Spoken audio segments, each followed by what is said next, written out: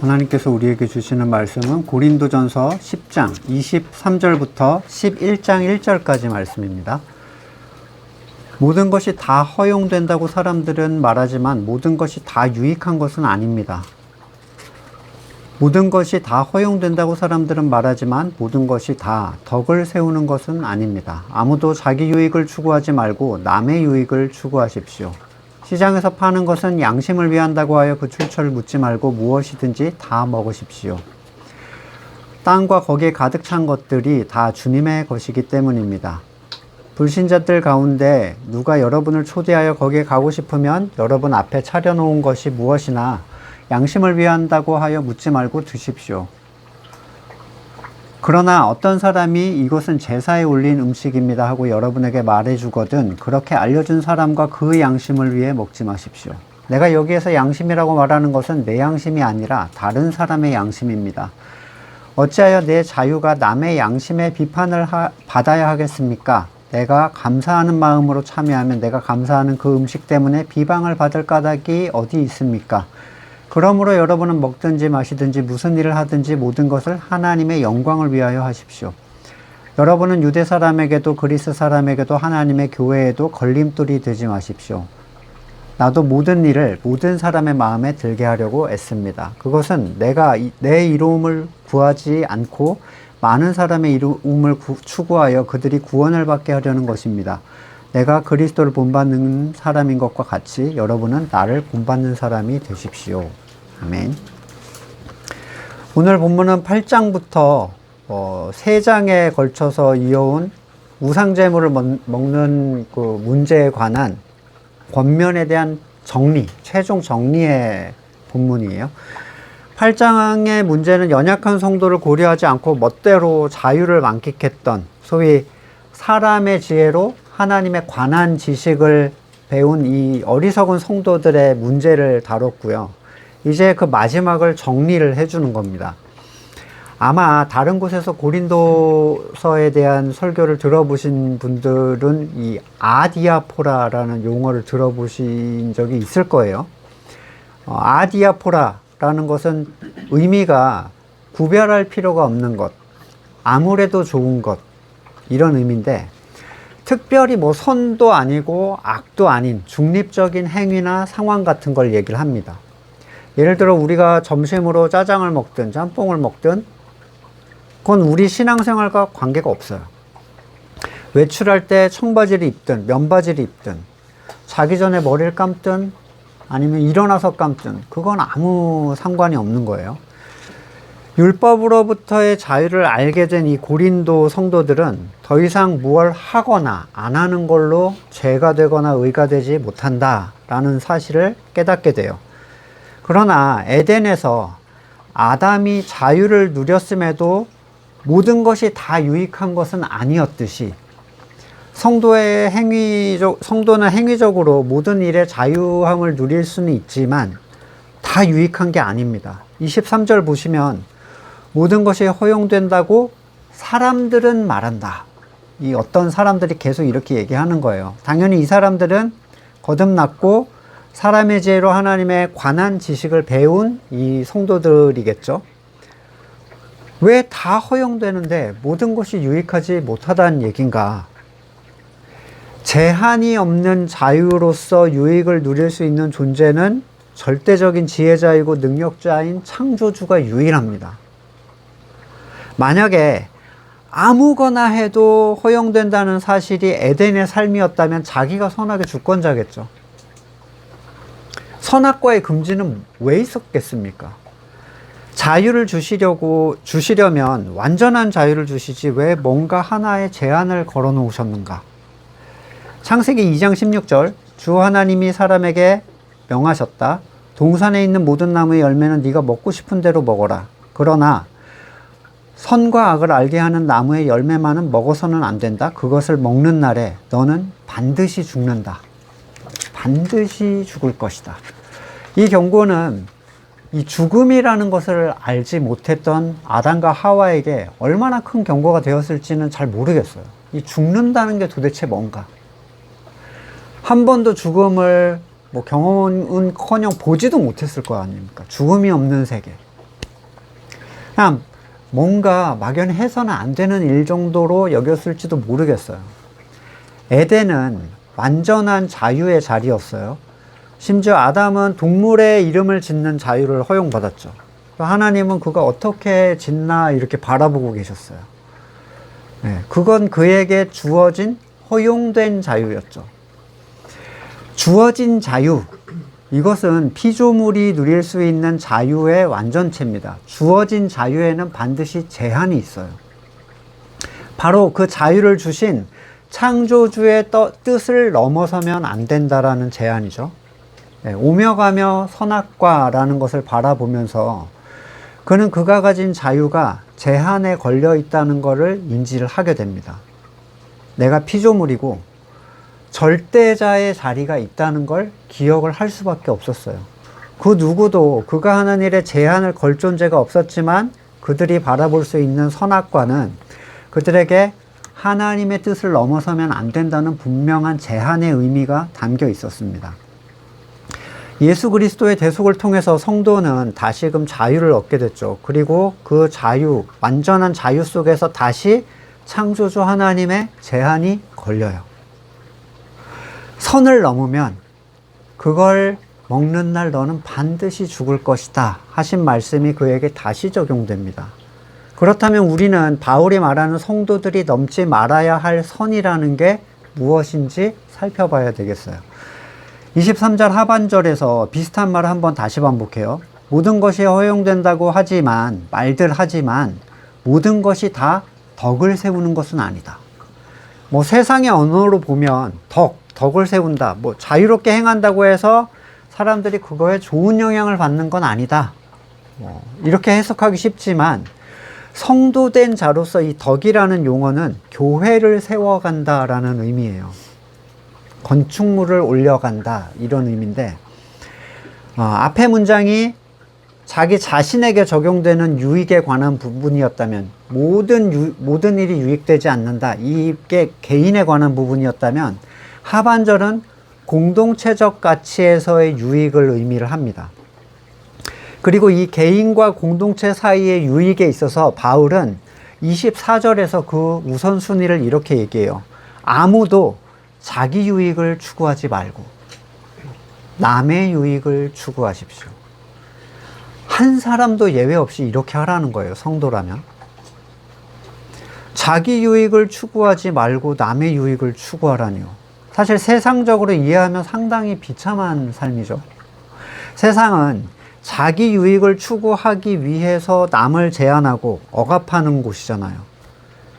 어느 정도는 자기 유익도 추구하게 해줘야지 살맛이 날 것 같은데 이런 이타적인 삶이 어디 있나. 그런데 세상은 그럴지라도 성도에게는 그렇게 느껴지지 않아야 정상이에요. 성도는 우리라는 이름의 공동체입니다. 주님께서 가르쳐 주신 기도가 우리를 위한 기도였듯이 성도에게 있어서 교회와 분리된 나라는 것은 우리라는 이름 앞에서는 아무런 가치가 없어요. 분리된 나라는 존재는. 우리가 잘 되는 것이 곧 내가 잘 되는 거예요. 이게 교회입니다. 그 온전한 연합은 예수님께서 요한복음 17장에서 간구하신 기도죠. 17장 11절 나는 이제 더 이상 세상에 있지 않으나 그들은 세상에 있습니다. 나는 아버지께로 갑니다.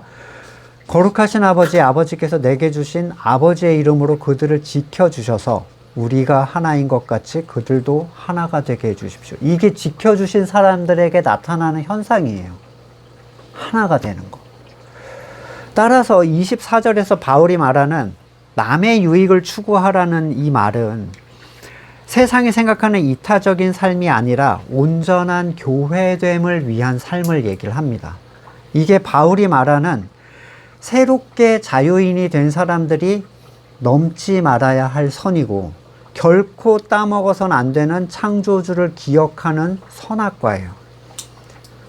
교회를 생각할 때 그의 모든 자유롭던 행동들은 내가 반드시 신경 써야 될 하나님의 뜻이라는 게 있었지 를 떠올릴 수 있게 해줍니다. 사실 에덴에서 아담의 자유는 선악과를 따먹지 않아야 할 자유였어요. 그것만 안 했더라면 다른 모든 것은 문제가 없었어요. 그러나 떨어져 본 적이 없던 그는 그 일이 어떤 일인지를 이해하지 못했죠. 그리고 어떻게 조심해야 하는지도 알지 못했습니다.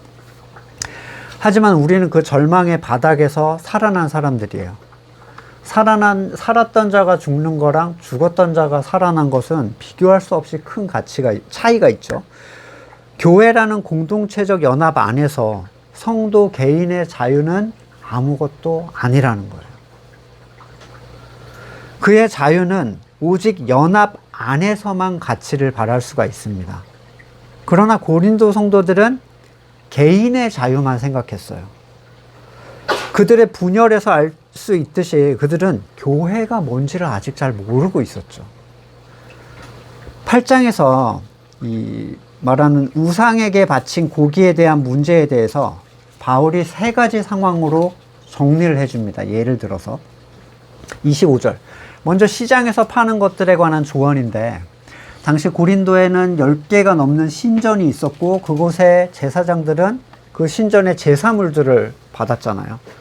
그냥 혼자는 먹을 수가 없었어요. 너무 많은 사람들이 찾아오니까. 그래서 결국에 시장에 다시 내다 팔게 됩니다.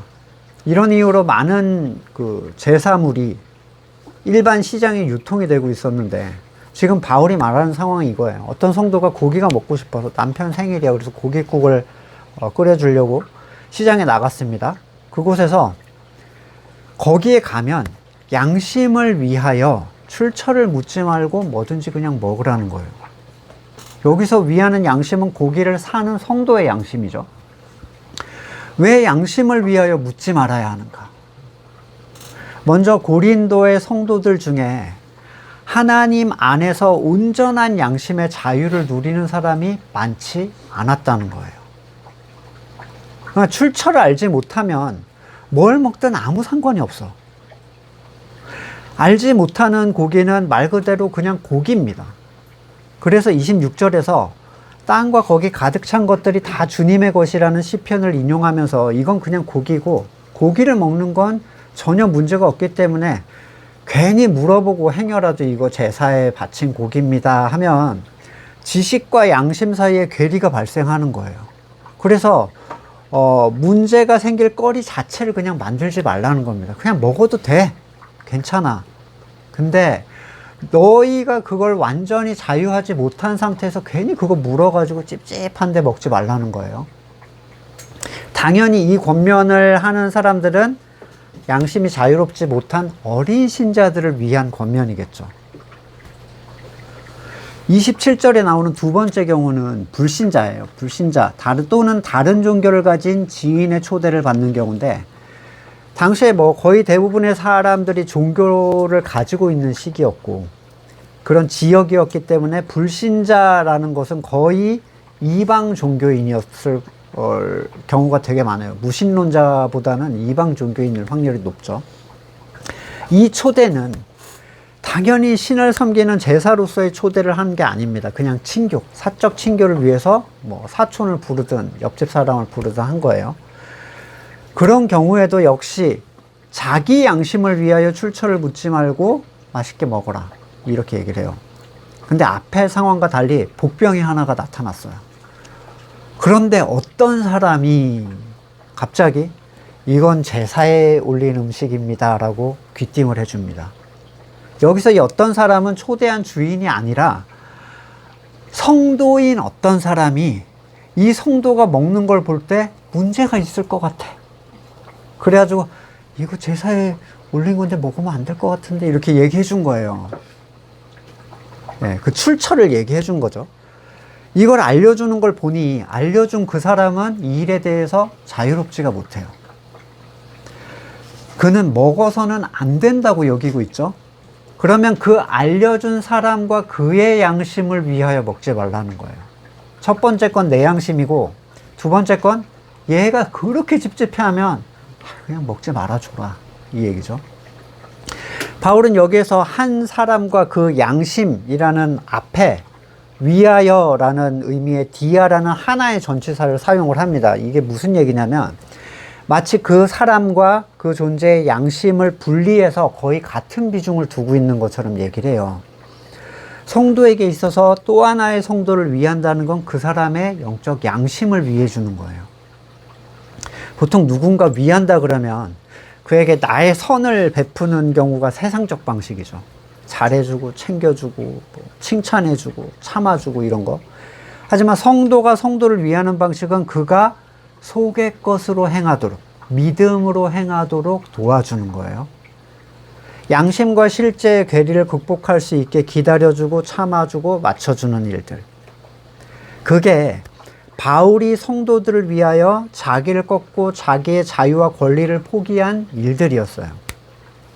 29절에서 바울은 자신이 한 말의 주어를 헷갈리지 않기 위해서 그 양심의 주인이 자신이 아닌 다른 사람들의 양심이다 라고 말을 합니다. 근데 문맥상 다른 대상의 양심을 위해야 한다고 말한 바울의 얘기와 달리 그 다음 두 개의 질문이 전혀 다른 의미로 확 다가와요. 이건 원문도 비슷한데요. 그래서 공동번역이 이러한 추가 내용을 달아놨는데 이 문맥을 이해하기가 훨씬 좋아요. 들어보세요. 공동번역이에요. 여기서 양심이라고 하는 것은 자기 양심이 아니라 남의 양심을 말하는 것입니다. 하고 이제 질문 두 개가 나와요. 왜 내 자유가 남의 양심 때문에 제약을 받아야 하느냐? 그리고 내가 하나님께 감사드리고 음식을 먹는데 감사드린 그 음식 때문에 내가 욕을 먹어야 할 이유가 무엇이냐? 그리고 붙인 거예요. 하고 반문하는 사람이 있을지도 모르겠습니다. 자, 다시 말하면 이 두 개의 질문은 자기 자유만을 주장했던 고린도 성도들의 불만 섞인 표현인 거예요. 이게 진리인데 내가 왜 그래야 돼? 만약에 이 질문이 바울의 질문이면 그는 스스로 했던 말에 자기가 질문을 던지는 게 되고 뒤에 이어지는 답이 전혀 맞지가 않아요. 그들은 왜 타인의 양심 때문에 내가 제약을 받아야 되냐? 왜 내가 감사드리며 먹는데 욕을 먹어야 되냐? 라면서 자기 자유를 제약받아야 하는 것 때문에 불만이 차 있었어요. 지식적으로는 그들의 선택에는 문제가 없습니다. 그들은 자유하고 다른 신은 없는데 왜 그걸 불편해하는 사람 때문에 내가 하는 행동에 제약이 걸리고 욕을 먹어야 되느냐? 하지만 바울은 이런 불만 어린 질문에 대해서 다시 답을 해주지 않아요. 이미 8장부터 계속 해왔던 얘기거든요. 사실 이전에 이 본문을 보면 저도 누구한테 동의했냐면 이 질문에 동의했어요. 맞아. 왜 그래야 되는데? 이런 생각이었죠. 다른 신은 없고 나는 자유하면 그걸 불편하다는 사람이 무슨 상관이야. 지가 깨어나야지. 불편한 사람을 맞추면 삶을 어떻게 살아가? 세상 모두가 타인에 대해서 다 불만투성이잖아요. 그들이 뭐라 하든 옳은 걸 따라가면 그만 아닌가. 하지만 이때 내린 결론이 문제가 있었던 것은 교회가 뭔지를 모르는 상태에서 제가 내린 결론이었던 거예요. 당시 제가 교회라고 생각한 사람들은 예전에 그 세례를 받은 사람들, 또는 세례를 받지 못했어도 내가 예수를 믿는다고 하는 사람들,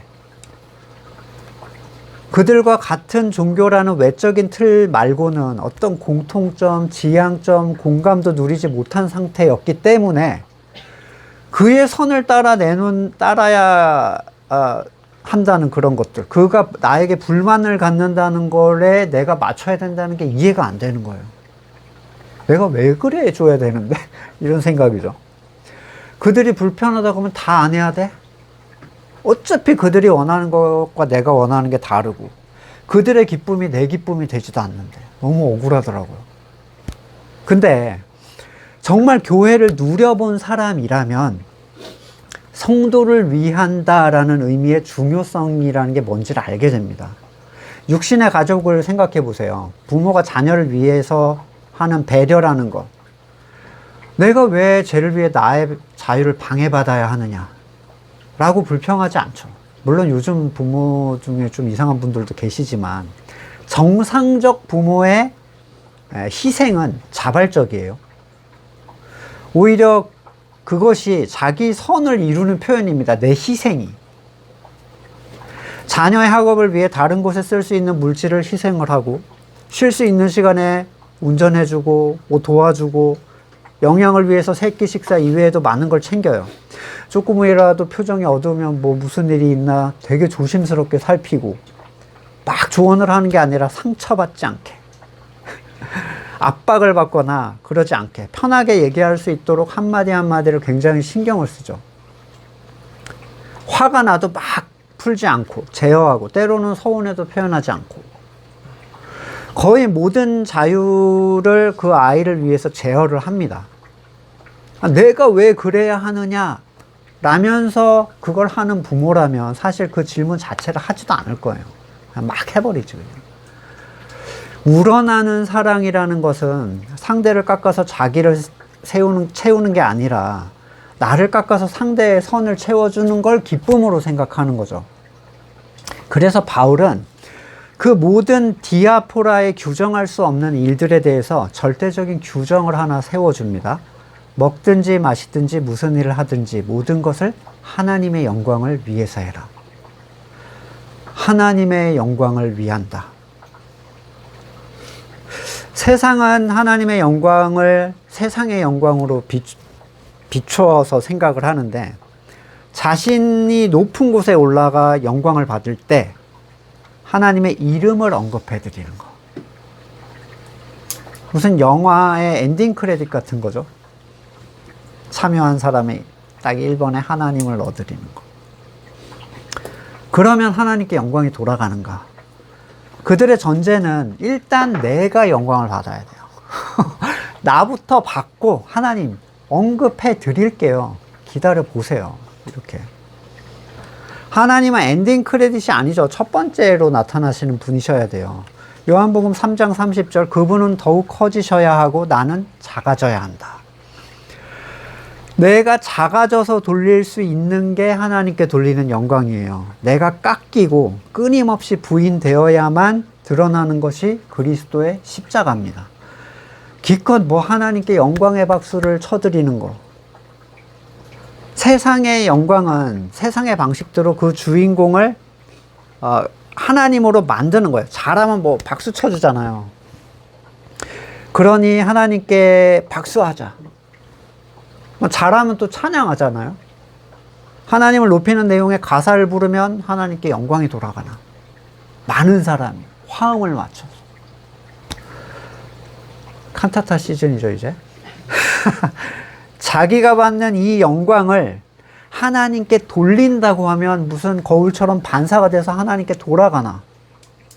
사람들이 좋아하면 하나님께 영광이 되나. 누구도 낮아진 사람이 없어요, 거기는. 또는 사람이 만들어 놓은 일을 하면서 이게 하나님을 위한 일이다, 영광을 위한 일이다 라고 최선을 다하는 거. 우리는 얼마나 오랜 시간 그 일들을 해왔었습니까? 교회는커녕 심지어 죄가 뭔지도 모르는데 사람들이 싸우라고 만들어 놓은 일을 하나님께 영광을 돌리는 일이라고 철석같이 믿고 있었어요.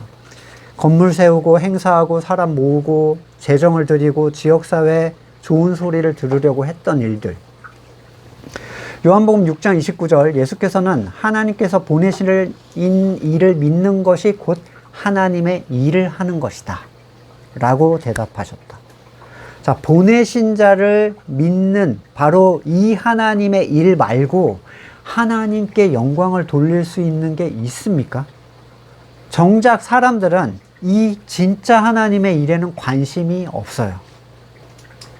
그들은 자기 일에 하나님이라는 포장지를 싸놓고 그게 하나님의 일이라고 합니다. 서로 박수치고 뿌듯해하고 그걸 권장하지만 어떤 연합도, 하나됨도, 낮아짐도 없어요. 빌립보서 2장 20절, 나와 같은 마음으로 여러분의 일을 진심으로 걱정해 주는 사람은 그 사람밖에 없습니다. 모두들 자기 일만 돌보고 예수 그리스도의 일은 아랑곳하지 않습니다. 이 자기 일만 돌본다는 사람들은 사역자 그룹 중에 언급을 한 거예요. 디모데만 그렇다라는 거죠. 모든 것을 하나님의 영광을 위하여 한다는 것은 추상적인 인사말이나 칭찬이 아니라 그의 영광을 그대로 담고 이 땅에 오신 그리스도를 높이는 거고, 그 일은 종교적으로 자기 의를 쌓는 게 아니라 오히려 반대로 자기 부인을 통해서만 가능합니다. 근데 자기 부인은 놀랍게도 혼자서는 안 돼요. 뭘 깎아내려야 되는지, 뭘 위해서 부인해야 되는지, 그리고 그 결과물이 무엇인지 눈에 보이는 게 아무것도 없거든요. 요한일서 4장 20절, 하나님을 사랑한다고 하면서 자기 형제를 미워하는 사람은 거짓말쟁이입니다. 눈에 보이는 형제를 사랑하지 않는 자가 어떻게 보이지 않는 하나님을 사랑할 수 있겠습니까? 자, 하나님을 사랑하는 것은 그 보내신 분을 사랑하는 것이고, 보내신 분을 사랑하는 것은 그리스도의 은혜를 입은 그 눈에 보이는 형제를 사랑하는 것이다. 형제가 누군지 알지 못하면 형제를 사랑할 수 없죠. 나는 가상의 형제를 그리면서 그들을 사랑할 거야 라고 할 수 없잖아요. 형제가 자연스럽게 사랑스럽지 않다면 누구도 형제를 위해서 자기를 부인할 수가 없습니다. 내가 왜 그래야 돼?가 나오는 거예요. 고린도 사람들처럼. 그리스도의 몸된 형제가 사랑스럽지 않다면 누구도 하나님의 영광을 위할 수가 없다는 거예요. 그러니까 예수를 믿고 거듭나면 하나님께 영광을 돌릴 생각부터 하시면 안 돼요. 그거는 수준이 높은 오히려 완성된 사람들, 찬양, 영광 이런 거는 성장한 사람들이 할 수 있는 거. 지금 아무것도 모르는데 어떻게 하면 영광을 이렇게 살라고 했어. 자기 손을 그냥 투영해서 살아가요. 하나님께 돌리는 영광은 나 자신이 교회가 될 때 비로소 가능해집니다. 형제는 어떻게 사랑하게 되나요? 하나의 진에서 한 말씀을 먹음으로 그와 내가 하나라는 걸 체험하게 돼요.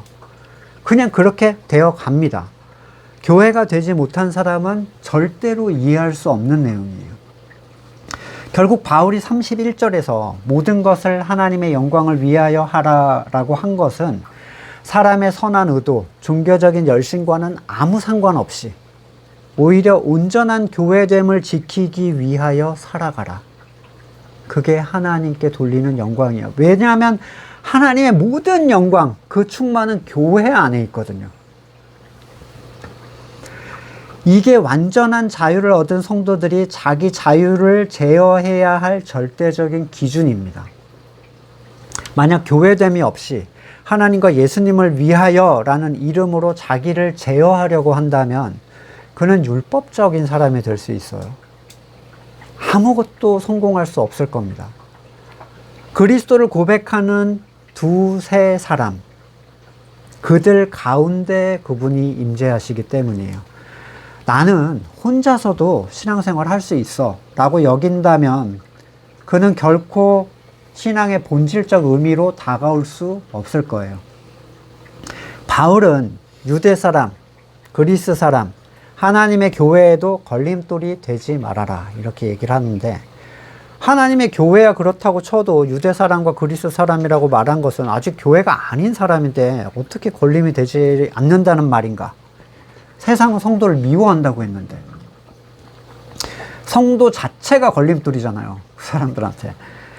여기서 말하는 걸림이란 바울이 유대인에게는 유대인처럼, 이방인에게는 이방인처럼, 연약한 자에게는 연약한 자가 되었던 것처럼 본질이 아닌 그 어떤 이유 때문에 하나님의 교회를 불편하게 여길 만한 행동을 해서는 안 된다라는 거죠.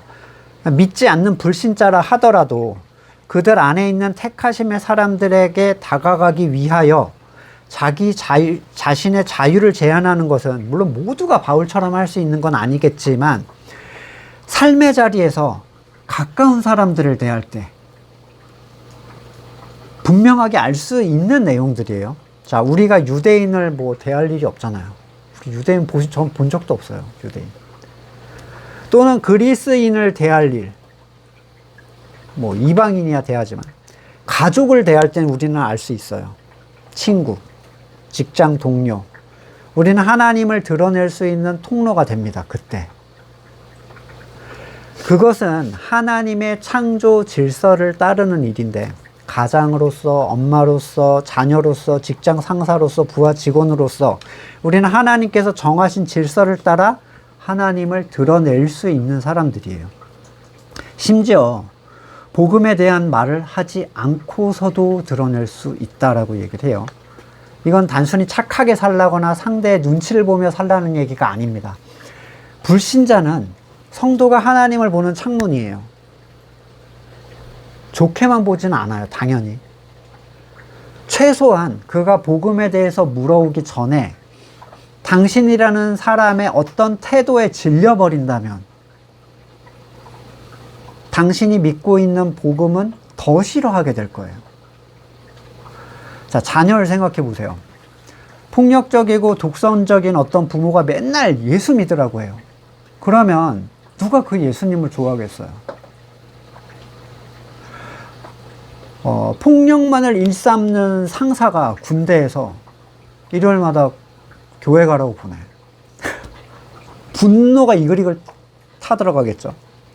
자기밖에 모르는 이기적인 상사가 부하 직원에게 하나님 얘기를 하면서 이게 다 하나님의 은혜였다 이렇게 한다거나, 게으르고 책임감 없는 부하 직원이 상사에게 성경 있는 모습을 보여줘. 부모를 무시하는 자녀에게 부모가 뭘 보겠습니까? 지금 한국 기독교 혐오가 이런 식으로 나타난 거예요. 끔찍한 생활을 하면서 자기 예수 믿는데, 사람들이 복음을 듣고 거부하는 게 아니라 그 사람의 삶 때문에 복음 자체에 아예 다가가지도 않아요. 들어보려고도 안 합니다. 그들의 삶이 세상에 속한 사람들에게조차 부정적이기 때문에. 불신자에게 걸림돌이 된다는 건 불신자에게는 본질과 관계없이 다가오지조차 못하게 하는 이기적인 삶을 얘기를 하는 거예요. 신자에게는 연약한 신자의 양심을 고려하지 않는 이기적인 삶. 여기서 중요한 것은 그들의 마음에 들기 위해서 살라는 얘기가 아닙니다. 그걸 위해서 본질을 숨기거나 바꿔서는 절대로 안 돼요. 복음에 대한 얘기를 하면 싫어하겠지 라고 해서 숨기거나 그가 좋아할 만한 것들로 막 섞어서 포장을 하면 그건 여기서 말하는 얘기가 절대 아닙니다. 33절, 바울은 모든 일을 모든 사람의 마음에 들게 하려고 한다 이렇게 얘기하는데, 사실상 불가능한 일이죠. 예수님도 못하신 일. 자기 선으로 가득 찬 세상에서 60억 인구면 60억의 선악의 주권자가 있는데 어떻게 마음에 들겠어요?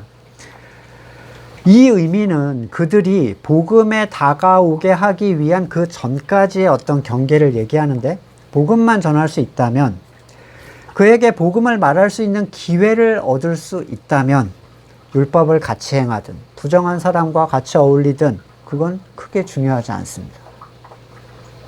뭐 범죄를 같이 하신 것까지 생각하시는 건 아니겠죠. 이런 건 설명할 필요 없겠죠. 자, 그러나 때로 이 일이 본질을 잃어버리고 같아지려는 행위로만 남는 경우들이 있었어요. 예전에 어떤 목사님은 시골에서 목회 교회를 세웠는데, 이 농민들은 보통 불교 또는 뭐 무속 이쪽이잖아요. 그냥 같이 다가가려고 화전판에 가서 같이 노름하고 막 마시고 하면서 막 친해진 거야. 교회를 다니게 됐어. 나오게 됐어. 그 목사님 엄청 유명하거든요. 지독한 정치 목사입니다. 예. 이건 그냥 압살롬이에요. 압살롬과 다름없어. 성문 앞에 서가지고 마음을 뺏어서 내 사람을 만드는 거죠. 본질이 없는 흉내는 아무런 의미가 없습니다. 항상 목적은 복음을 얘기할 기회를 얻기 위하여 라는 거예요. 이 구원은 내가 노력한다고 되는 건 당연히 아니죠. 그런 의미가 아닙니다. 다만 복음에 다가올 수 있는 사람들에 대하여 내 자유라는 이유로 그걸 차단하지 않도록 그 중심을 항상 신경을 쓰고 있다 이 얘기예요. 이방인이라면 그들이 불편하게 생각하는 걸 맞춰주고, 연약한 신자라면 양심을 위해서 함께 음식을 피해주는 거. 바울은 11장 1절에서 내가 그리스도를 본받는 사람인 것과 같이 나를 본받아라 이렇게 얘기했는데, 그리스도를 본받는다는 일은 상당히 추상적이고 적용하기도 쉽지 않아요. 그러나 바울이 고린도 성도들에게 앞에서 했던 일들, 연약한 자들을 위하여 자신의 권리와 자유를 포기한 일들은 그들이 가까이서 본 것이었죠. 바울은 예수님을 어떻게 본받았는가? 예수님은 무엇을 하신 분인가? 빌립보서 2장 5절. 여러분 안에 이 마음을 품으십시오. 그것은 곧 그리스도의 예수의 마음이기도 합니다. 그는 하나님의 모습을 지니셨으나 하나님과 동등함을 당연하게 생각하지 않으시고 오히려 자기를 비워 종의 모습을 취하시고 사람과 같이 되셨습니다. 이 사람과 같이 되신다는 게 예수님한테 얼마나 끔찍한 일인지 우리는 잘 모르죠. 왜냐면 우리는 사람이 그냥 마녀의 영장 예? 최고 정점 이렇게 생각하니까. 그는 사람의 모양으로 나타나셔서 자기를 낮추시고 죽기까지 순종하셨으니 곧 십자가에 죽기까지 하셨습니다. 자, 예수님께서는 하나님의 뜻에 따라 하나님의 택하신 교회를 위하여 자기를 부인하신 거예요. 사람과 같은 종의 모습이 되신 것도 택하신 그들을 위하여, 그들의 구원을 위해 십자가를 지시고 죽기까지 순종하셨어요. 우리에게 누구의 죄를 지고 십자가에 달리라고 하지 않죠. 그러나 택하신 자들의 구원을 위하여 자기를 부인하고 자기 십자가를 지는 일은 바울이 그리스도를 본받은 일이고, 성도들도 불신자 안에 있는 택한 자들이나 교회 안에 연약한 자를 위하여 할 수 있는 그리스도를 본받는 일이에요. 빌립보서 2장 12절. 그래서 이어서 뭐라고 얘기하냐면, 빌립보서에서 예수님의 모습을 얘기해 놓고, 그러므로 사랑하는 여러분, 여러분이 언제나 순종한 것처럼 내가 함께 있을 때뿐만 아니라 지금과 같이 내가 없을 때에 더욱 순종하여 두렵고 떨리는 마음으로 자기 구원을 이루어 나가십시오. 교회를 위한 자기 부인이 구원과 굉장히 중요한 관계가 있다는 거예요. 교회를 고려하지 않는 삶은 그 연합을 고려하지 않는 삶이에요. 그리고 고린도 교회가 그런 교회였습니다. 그들은 남이야 어떻게 되든 말든 구원을 하나님과 나, 개인적 영역이라고 생각을 했어요. 하지만 우리가 보다시피 그들은 정말 어린 사람들이었고 사람의 지혜로 지식만 쌓은 교만한 사람들이었습니다. 바울이 8장부터 10장까지 걸쳐서 말한 본문의 그 핵심은 이거예요. 성도의 행동의 기준은 영적 지식이 아니라 온전한 교회됨을 지키는 데 있다. 탁월한 영적 지식을 가졌다 하더라도 교회됨을 깨고 스스로가 교회로 온전히 연합되지 못한다면 그는 아무것도 아닌 존재가 됩니다. 고린도전서 13장 1절. 내가 사람의 모든 말과 천사의 말을 할 수 있을지라도 내게 사랑이 없으면 울리는 징이나 요란한 꽹과리가 될 뿐입니다. 내가 예언하는 능력을 가지고 있을지라도, 모든 비밀과 모든 지식을 가지고 있을지라도, 또 산을 옮길 만한 모든 믿음을 가지고 있을지라도 사랑이 없으면 아무것도 아닙니다. 내가 내 모든 소유를 나눠줄지라도, 내가 자랑 삼아 내 몸을 넘겨줄지라도 사랑이 없으면 내게는 아무런 이로움이 없습니다. 이 교회됨을 알고 볼 때에야 비로소 뒤에 나오는 사랑장 13장은 그 의미가 분명해져요. 우리는 온전한 자유인이 된 사람들이에요. 최소한 실제로 많은 영역에서 여전히 부자유할지 몰라도 신분상으로는 자유한 사람들입니다. 그 자유는 서로 종노릇하기 위한 자유예요. 이 서로라는 공동체적 개념은 우리가 반드시 지켜야 할 기준과 안전한 선이 됩니다. 갈라디아서 5장 13절. 형제자매 여러분, 하나님께서는 여러분을 부르셔서 자유를 누리게 하셨습니다. 그러나 다시 선악과적 기준을 하나 주죠. 여러분은 그 자유를 육체의 욕망을 만족시키는 구실로 삼지 말고 사랑으로 서로 섬기십시오. 모든 율법은 네 이웃을 내 몸과 같이 사랑하여라 하신 한마디 말씀 속에 다 들어 있습니다. 누군가 참으로 거듭난 형제를 사랑하게 되면 하나님의 율법은 그에게 다 이루어진 거예요. 온전한 사랑으로 연합하여 자기를 부인하며 하나 되게 하신 가치를 힘써 지킬 수 있는 우리가 되기를 소망합니다. 말씀을 놓고 같이 잠깐 기도하시고 제가 기도하겠습니다. 그러므로 주님 안에서 갇힌 몸이 된 내가 여러분에게 권합니다. 여러분은 부르심을 받았으니 그 부르심에 합당하게 살아가십시오. 겸손함과 온유함으로 깍듯이 대하십시오. 오래 참음으로 사랑으로서 서로 용납하십시오. 성령이 여러분을 평화의 띠로 묶어서 하나가 되게 해주신 것을 힘써 지키십시오. 그리스도의 몸도 하나요 성령도 하나입니다. 이와 같이 여러분도 부르심을 받았을 때 그 부르심의 목표인 소망도 하나였습니다. 주님도 한 분이시오 믿음도 하나요 세례도 하나요 하나님도 한 분이십니다. 하나님은 모든 것의 아버지시오 모든 것 위에 계시고 모든 것을 통하여 계시고 모든 것 안에 계시는 분입니다. 예수 그리스도의 십자가의 은혜로 성령을 통하여 온전히 하나가 되게 하신 하나님의 놀라우신 은혜를 찬양합니다. 하나 되게 하신 것을 힘써 지키는 삶이 되기를 원합니다. 온전한 교회됨을 위하여 자기를 부인하고 자기 십자가를 지며 같은 생명을 지닌 형제를 사랑하는 우리가 되도록 은혜를 허락하여 주시옵소서. 지금은 우리 구주 예수 그리스도의 은혜와 아버지 하나님의 사랑과 성령의 교제케 하심이 하나 되게 하신 그 가치를 지켜나가기를 소망하는 우리 성도들과 그의 삶의 자리 가운데 지금으로부터 영원까지 함께 하시기를 간절히 축원드립니다. 아멘.